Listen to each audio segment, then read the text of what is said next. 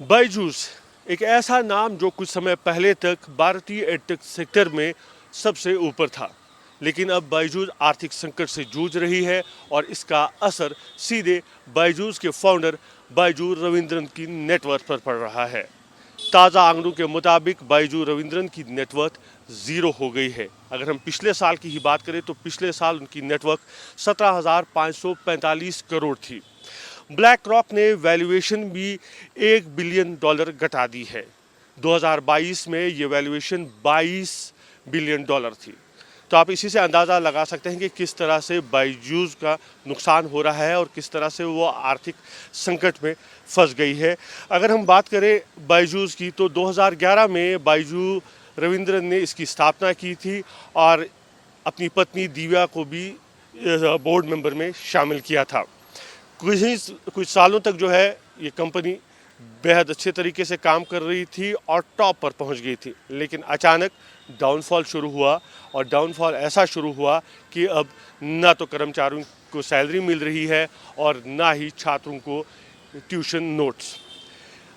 FEMA का उल्लंघन का मामला भी सामने आया है। एनफोर्समेंट डायरेक्टरेट ने करीब 9,000 करोड़ फेमा उल्लंघन का मामला दर्ज किया है और नोटिस भी जारी की है बायजू रविंद्रन को। इसको लेकर पिछले महीने ही जो है शेयर होल्डर्स ने एक मीटिंग भी की थी और उस मीटिंग में वोटिंग की गई और बायजू रविंद्रन को सीईओ पद से हटा दिया गया। उसके बाद जो है इनकी पत्नी दिव्या और बाई को भी बोर्ड से हटाने के लिए वोटिंग की गई।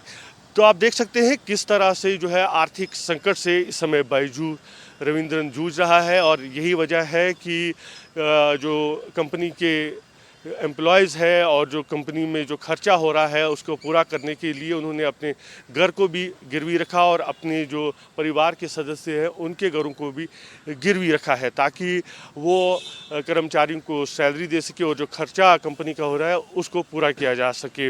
अगर हम बायजूस के बिज़नेस मॉडल की बात करें तो बेसिकली 3 हिस्सों में इसको डिवाइड किया गया था इस बिज़नेस को बायजूस के। और अगर हम देखें सबसे पहले जो था ऑनलाइन लर्निंग दी जा रही है, उसके साथ साथ ऑफलाइन ट्यूशन दिया जा रहा था और फिर टैब्स एसडी कार्ड्स के ज़रिए ट्यूशन मटेरियल को बच्चों तक पहुंचाया जाता था।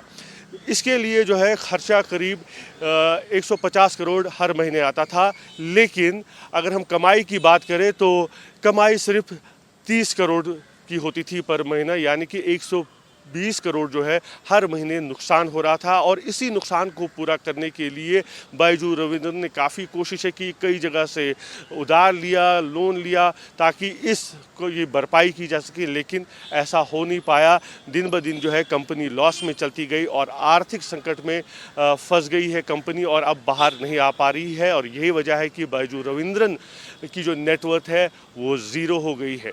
वीडियो जर्नलिस्ट मोनीश के साथ यासर मुश्ताक, न्यूज़ नेशन, बेंगलुरु।